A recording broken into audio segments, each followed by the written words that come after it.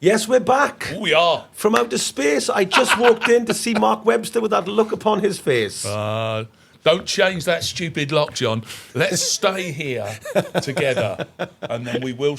We've done the whole of I Will Survive. We did, yeah. We are back, of course. This is, if you know your history. We've had a little sabbatical. We've been working, Mark. We've been filming, haven't we? We have actually been across 3 countries. Yes, we have. England, Wales, and Scotland. There are 3 countries indeed. That's right. We do get about. I've also been over to Holland recently to see Nottingham Forest play in Europe. It was great because you went with some of the old boys, didn't you, as well? To take them back on a European adventure again. Fabulous. Must have been wonderful. The BBC followed us, did some lovely stuff for them, and it was just great to see them in amongst the fans. It was interesting though, Mark, because I ended up sat in some nice seats, but in the home end. And, did you? Yes, and that's quite interesting after a game in Europe. That's one West Ham, Liverpool, I got, the only way I could get in at Anfield was the other end. Yeah. I mean, just sit quiet. Have you ever seen me with my mouth closed for more than 30 seconds? For 90 minutes, 90 minutes, half time, just sit there injury time. It was a feat, I tell you. Anyway, listen, we've got we're back, and we've got a really special few shows for you lined up, folks. We're delighted to welcome our first guest on the podcast, Mark, and it was somebody that we both wanted for 2 reasons, really.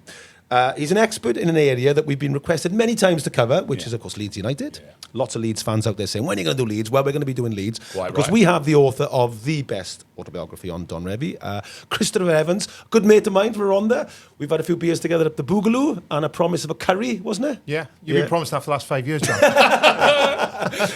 Delighted to have you on the show. Can't trust Merthyr boys. No, exactly. Can't trust them. Excellent. I'm going to pick up on some nuance of rivalry here. Valley's rivalry, and probably when I say nuance, it's going to be a lot more. I know this podcast specialises in tenuous links to Merthyr Tydfil. I'm going to do it about the Rhonda today. You watch. We've already mentioned Merthyr Tydfil. It's a big tick for me. And off we go. And we know we can begin now.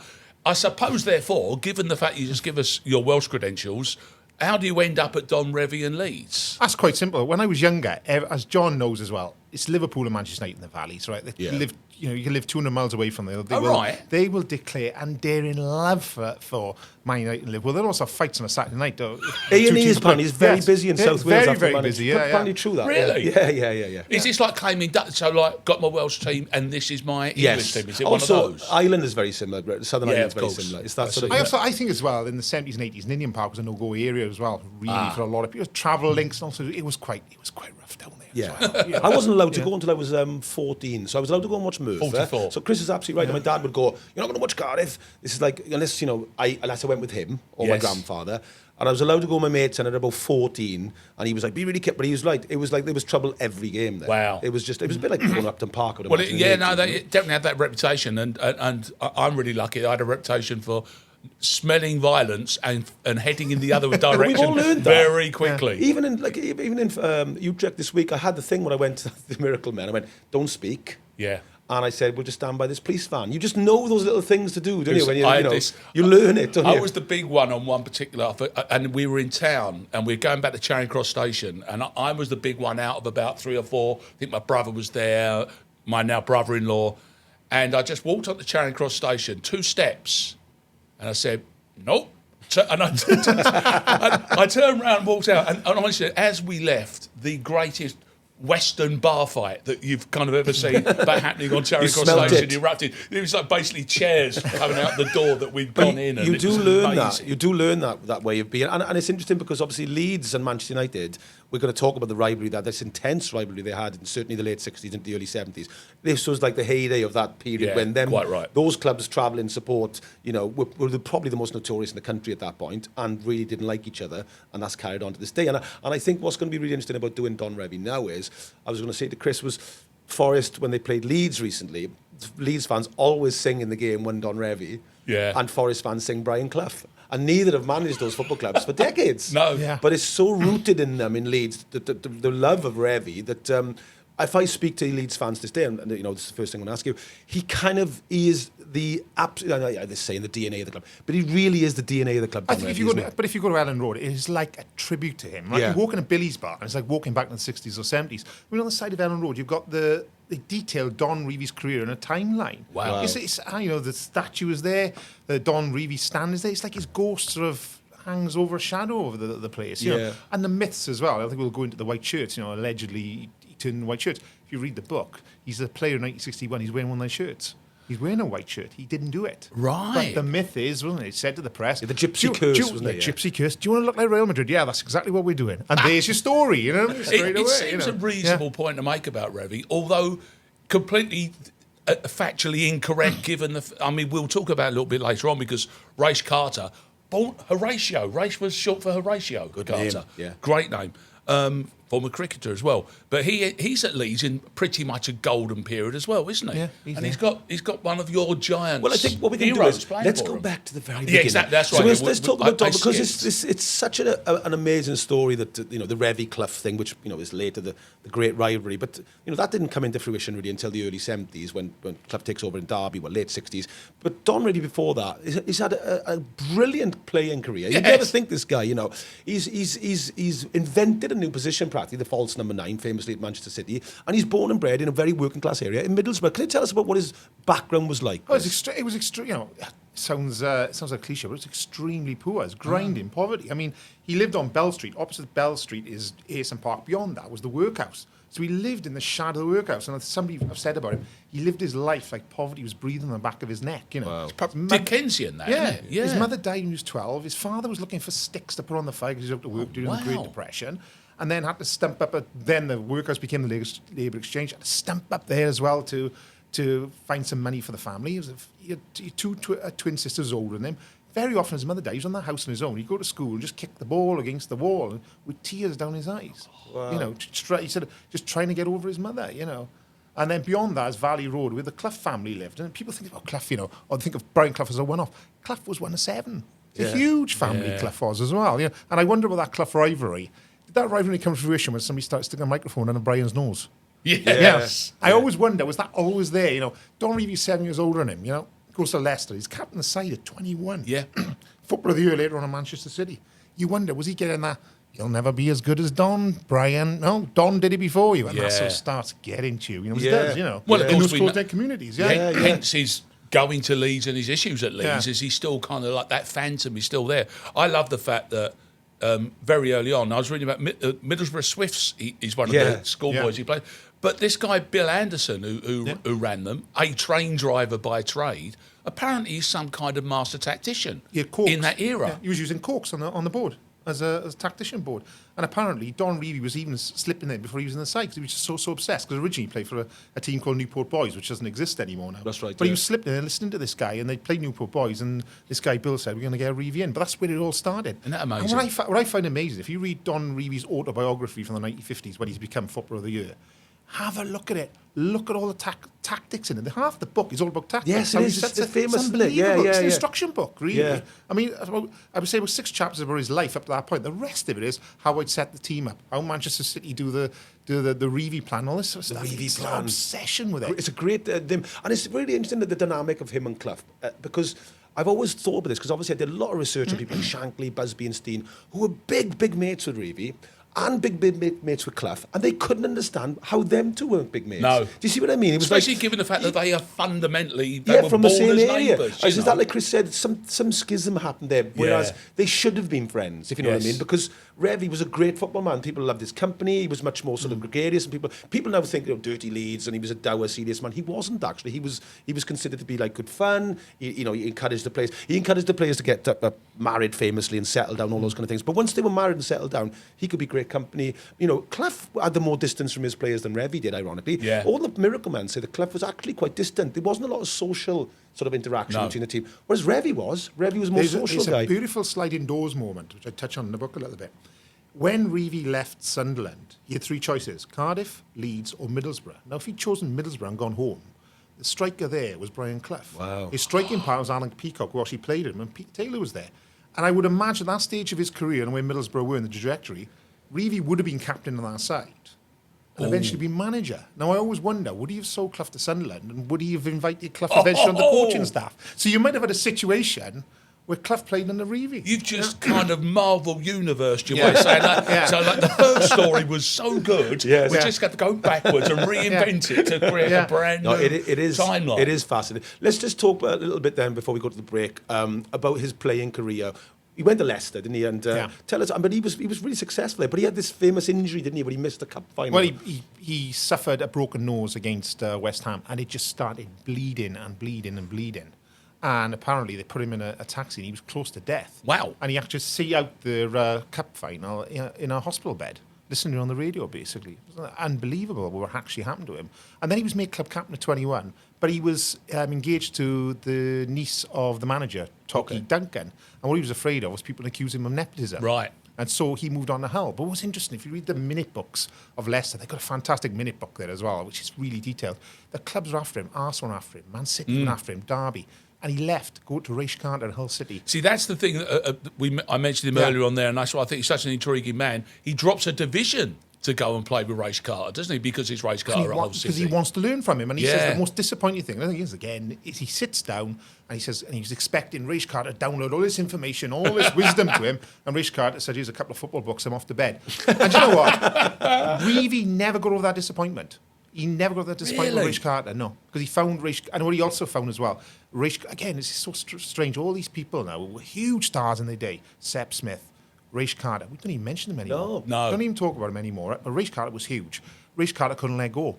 And so wanted to carry on playing in Revie's position and push Revie out of position. And eventually Revie left for Manchester City. Yeah, I was seeing that everywhere he went, he went through a couple of managers' jobs and kept picking himself. Yeah. So there's this weird thing. But he did, which is what probably a good place to finish as we started, on something Welsh, is the fact that I mentioned that Leeds team, 53 to 58, he had them, I think there was a title in there and certainly certainly good positions.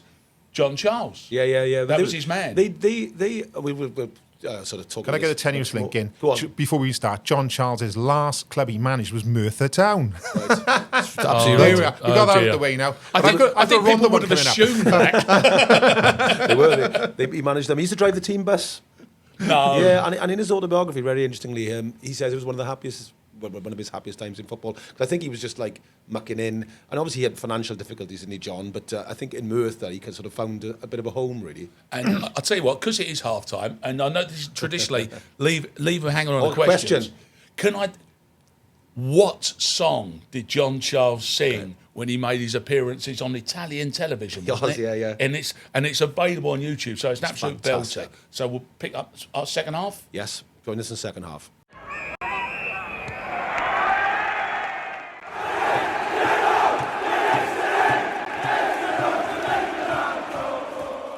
Welcome back, part 2. Don Revie. We're with Chris Evans, MP. Valley Boy, like Plus myself. author, of course, John. Absolutely. Of the book that, and I quote, Johnny Giles, is described as excellent. It is excellent. By a man who could pass a ball of a sixpence, couldn't he, Johnny Giles? A man who would know Don Revie better than probably anybody. I think so. And just before we broke for half-time, we asked a question, which was... We did. Well, we managed to get that conversation back round to Wales. I know you two were kicking and screaming about that one. Well, Leeds and Wales are still do very strong connections. Still tied in, which is, as we know, from tossing that kind of not being a Liverpool fan, as Chris arguably was. John Charles, obviously, one of the giants, one of the titans of European football, ends up on Italian television singing. Does. And what a tune it is. It's 12 tons, isn't it? 16 tons. Yeah. And it's a song about mining, isn't it? Which is perfect. And he's got this beautifully deep, what do you call a baritone? I would say he's definitely baritone. In that kind of, it's almost kind of like a spiritual.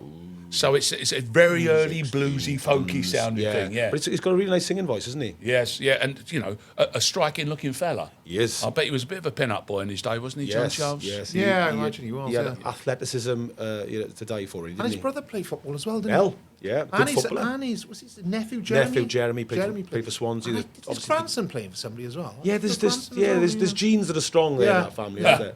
But I should say so. There's a little area of Swansea. We could probably do a little episode on it because there was prolific producing footballers, Church, Charles, all them that sort of came from there, and they all came from a few streets, didn't they? It's kind of celebrated now. So a bit like the house of the Jones brothers in Merthyr. Well, Johnny and I were up halfway up in hill with Merthyr. Merthyr. Took him, Have you been to Merthyr then, Mark? Yes. I have popped along a couple of times, and indeed on this job that Johnny and I were doing, we went back to right near his house and his old boozer where he used to drink.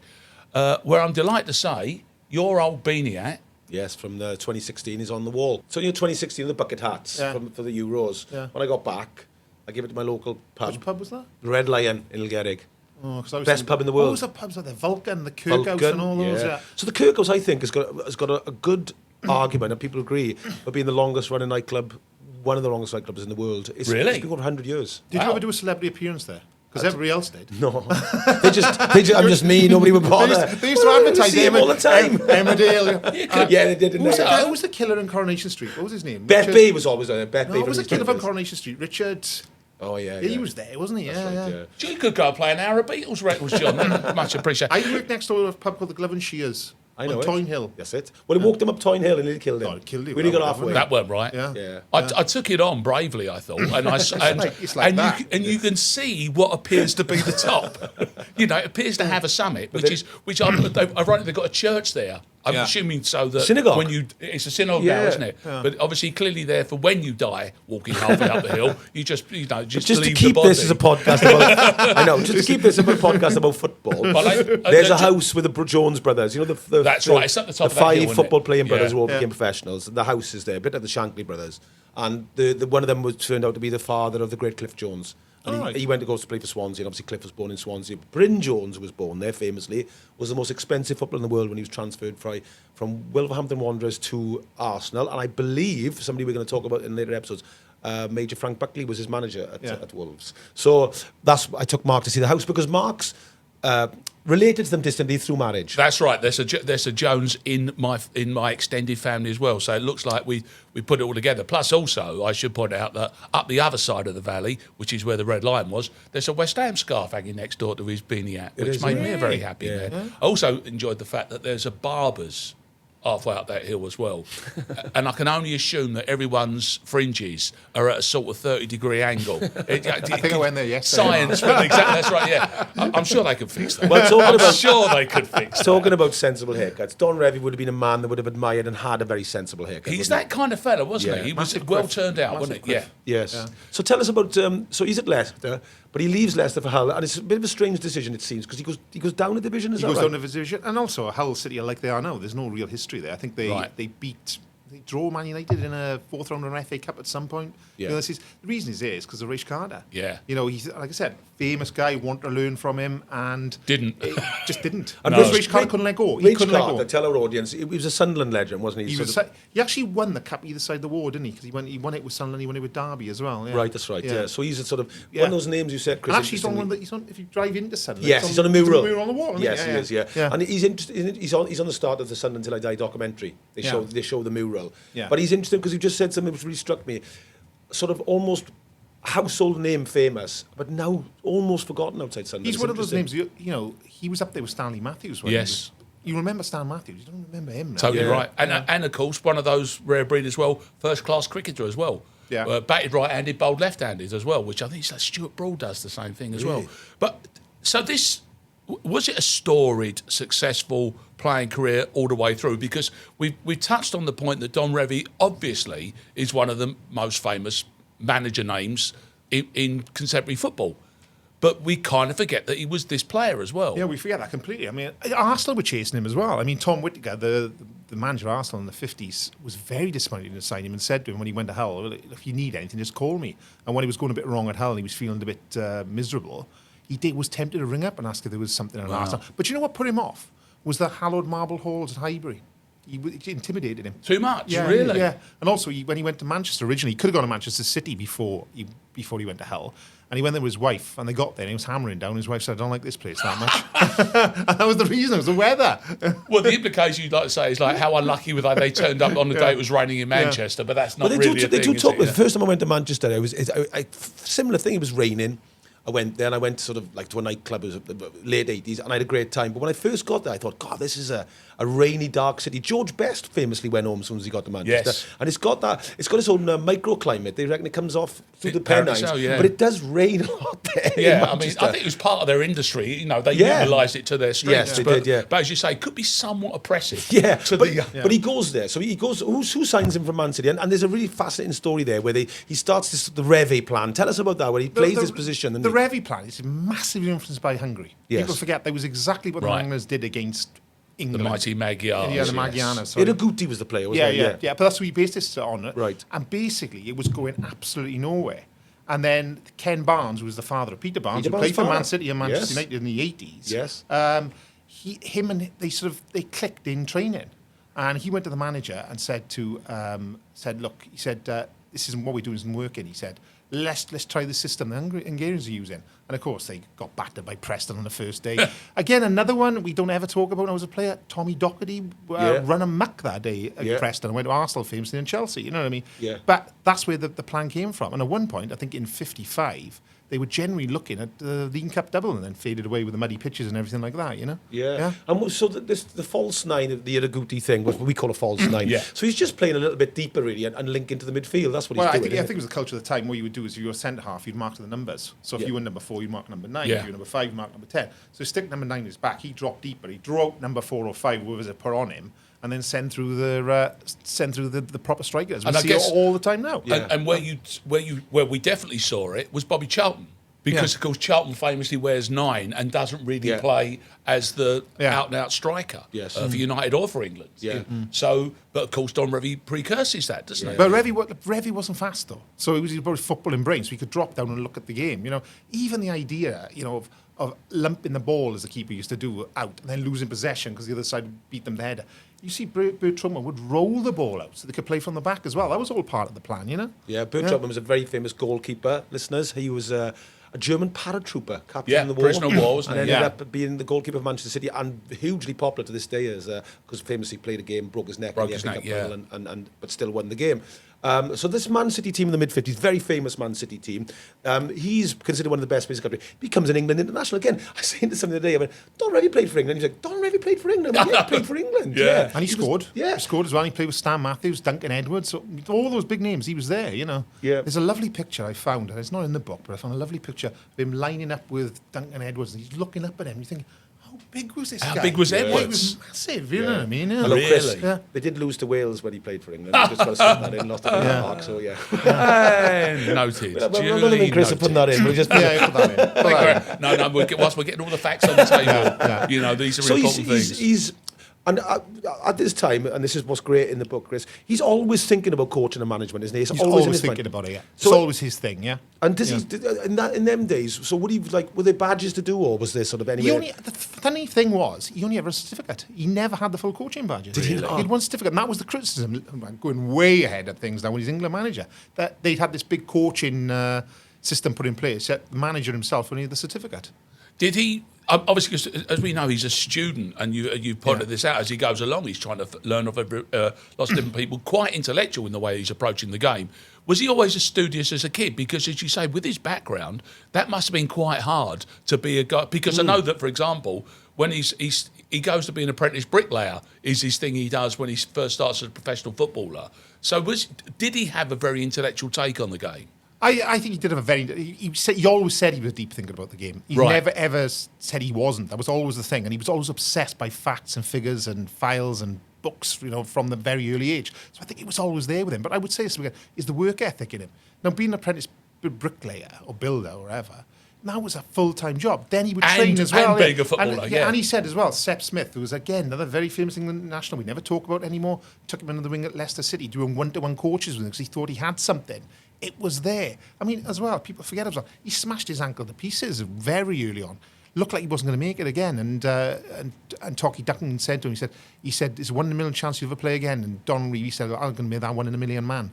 Yeah. And he was. So there was a determination about him as well as the intellectual side, you know? What I like about this is that if you think you're telling the Don Revie story in the way that you would assume most football stories work, his career would have been curtailed as a young man and therefore had to end up becoming a coach or doing something else. But no. A sustained career through a career-ending injury, and he ends up still being this important player. Man City are incredibly successful in this time. I think they win the FA Cup, don't they? They reached 2 FA Cup, 55. Hey, by the way, City fans, you were good in the old days too. yeah. No, they reckon they have no history, do they? But at 55, they lost to Newcastle. 56, they beat Birmingham. And who captained the side when they beat Birmingham? Do you know, John? Roy Paul. Yeah, where was Roy Paul from? From the Ronda. Yeah, Tom Pentra. That's in Wales, lads. Yeah, and who was his nephew? Alan Curtis. Correct, who played for Swansea as well. Yes. Yeah. That's in Wales, lads. Yeah, Yes. that's in Wales, yeah. Not Merthyr, it's in the Rhondda. That's spelled RHONDDA. There's the three valleys, the Cynon, the Rhondda and the Taff, Merthyr Valley. Just you only got the three of you. It's strange though, is, the dark side, the Revie story. Roy Paul sold his story to the press in 1960 and said he was throwing matches. Did he? Yes, in the book, yeah. Oh. It was all over. He told the Mirror that I was doing things like kicking the ball on when the striker was on me and stuff like that. Yeah. Oh dear. And the FA investigated and never found anything on him and said it was another mystery man who was involved. Really? And of course, later on, it's fill in the blanks, Yeah. Yeah, but he was there. I'm glad you mentioned that because in the next one, we're coming to the end of his playing career and therefore the episode in that sense. But to sort of tee us up for that, this is something that you got involved with when the book came out, which was seeking an apology. And we'll go into the details of this in his management career episode. Is the fact that the FA failed to treat him with a lot of respect and for a very long period of time. Is that right? Yeah, I mean, a classic example. He turns up he's already gone to Dubai at this point, 1978. He turns up at a Leeds versus Middlesbrough game. Obviously, he's going to be there. He managed Leeds and he's from Middlesbrough. Yeah. And the FA take it upon themselves to write the 92 league clubs the following week saying, do not think about employing Don Revie. He's banned from the game. It was quite vicious what they did to him. And there's another one as well. 1977, Liverpool just won the European Cup and went on a goodwill tour of the Middle East. And they basically wrote to Liverpool, said, we don't want you going to Dubai because Don Reeves out there, and we might ban you from European competition next year. And he had nothing to do with the games. It was just he was there. It's vendetta levels, isn't it? But I think what you've got to bear in mind, at that point, it was there'd only been three England managers, Winterbottom, Ramsey and Revie. And it's weird, isn't it? Revie was the one who walked out. Yeah, it's a big. His playing career then. Tell us about, because there's an interesting stat that he was all his transfers combined. He was one of the most expensive players of the year, if not the most expensive all. And he went from Man City to Sunderland, didn't he? And so that was a big story, wasn't it? And they rolled the red carpet out for him. Did they? They actually said that on the press. Yeah, they rolled the red carpet out for Don Revie. And again, it was there to learn from Alan Brown, who was the manager. Yeah. And another one with a massive influence on Brian Clough as well, because Brian Clough played under him later on. Yeah. And what they were both saying was, the abuse Alan Brown was taking, and he was standing there like a statue. You weren't listening to it. And they were both fairly influenced by that they didn't listen to what the crowd was saying. Yeah. But of course, Sunderland were involved in a financial scandal before, Revie was there actually, where they reckon they were paying money for hay to sort of dry up the ground during the winter. Right. When in reality, they were giving backhanders to the players. And they got in trouble for that. And they never recovered from it. Up until that point, they were the Bank of England club. They were the most successful. Yes. I think, unless you misquote me, I think they were the most successful club in Britain at that point. They'd won about 6 titles, Reached Carlton, most time in the past. Yeah. And they never recovered from that. No. And they've been a York club ever since. Yeah, doing that job. So, again, more revelation. England national, who knew? Most expensive footballer, who knew? False night. Ahead of his time. Absolutely. Who knew? Copy the Hungarians, yeah. Then but of course, destiny seems to approach at the back end of his playing career because Leeds is now on the horizon, isn't it? I think it's an interesting point before we move on to that, Mark. Is the punch-up he had with Alan Brown. Did he? Sunderland, he had a punch-up. He scored in a game against Rotherham. He scored. They won 4-0, and he scored one of the goals. And afterwards, he wanted to travel home with his family, and Alan Brown said no. They started shoving each other, and in front of all the players, they had a punch-up. No way. And days before, Alan Brown was saying, Don Revie's great. He's great with team morale. I want him on the coaching staff. Following day, he's on the transfer list. Wow. Yeah, so it was a punch-up, actually. They would have a punch-up in Good the shower luck. block, yeah. And So again, he stand up for himself. Yeah, he was not shrinking violent. I think he said later on, I was never a hard player, but I always wanted to be one. And I spoke to Derek Temple, who was the Everton player, and he said, I always remember Don as the hurdler. He'd jump out of tackles. Obviously, when you break your ankle like that, you're a bit nervous. You know what I mean? Yes, totally. But It makes sense. that was the big thing. But again, that's not the guy that you think you knew. No. When he's got a shirt and tie on and his suit and he's managing. You just don't see that. Everybody see thinks that of Don Revie. everything's a Colin Meaney nowadays. The sort of Exactly, perfect from Damned United. That's sort of like I got one on today actually. A smart sheepskin coat, didn't it? And a shirt and tie. Like and a second-hand. Slightly comb over haircut. like a second-hand car salesman. Lovely mouth. Yeah, exactly. And a Sorry, little bit- Mark. Oh, was that me? Was it?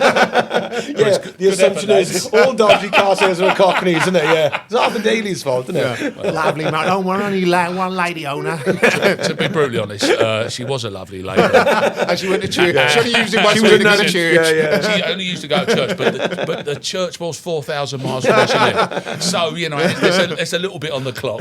But, So what's Leeds? Tell us Yes. paint the picture for us, Chris. What kind of club are Leeds when you arrived? So we're all aware that in the mid-50s, sort of John Charles Well, was there. Neither super nor dirty. They were a second Yeah. division club when they played in. Well, also, tell us what their colours, they what were they actually were a like. relatively new club, though. I mean, they Yeah, were in Leeds City, up until wasn't the it? Yeah. 30s, weren't they? And they played in blue and gold. I mean, the big player was John Charles. Yeah. But the reason that they sold John Charles was a fire at the stadium. Right. And and they had to build a new stand, so they had to sell him to raise funds for that stand. Lord. Yeah, but again, Leeds at that point, it was a cricket and rugby league city. It Yes. wasn't. There was no Yes. heritage being a football. I mean, they only had one. Might have had a second division trophy. Was the only thing they'd won up until that point.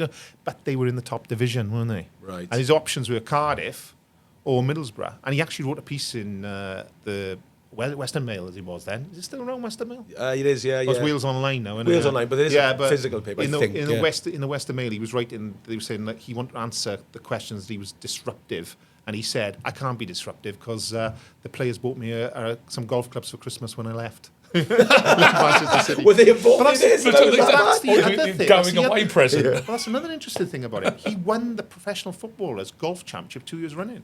He was a huge golfer. Still waters run deep with this Huge man, golfer. don't they? Yeah. And Well, what was his domestic? Happily married all his life? Happily married to Elsie. Yeah. Yeah, he brought all her in-laws in, looked after all them. Family man, then. Massive family man. They were probably looking for the family that he lost when he was a kid. You know what I Good mean? point. Yeah, that wasn't there. You know. Well, listen, we've got him to Leeds. I think probably we should We call it a day and here. we can do a lovely episode then on his incredible impact on Leeds. Totally. And kind of made what we now perceive as modern day Leeds. No two ways about it. Well, as Chris points out, there virtually wasn't one. Yeah. Until a few years prior to his arrival there. He arrived, I think, as player manager, but we'll pick up on that. No, I he's think, in the played. next No, he's one. just a player. He's Yeah. captain Player. of the side. Yeah. Then he becomes player manager in 61, doesn't he? He's there for 3 years. And Right. he just do nothing under him. I mean, at one point, I think he was agitating for a move to Tranmere came in for him at one point. Oh. And then Bournemouth. And the only reason he didn't come manager at Bournemouth was they wanted a transfer fee for him as Bournemouth couldn't afford it.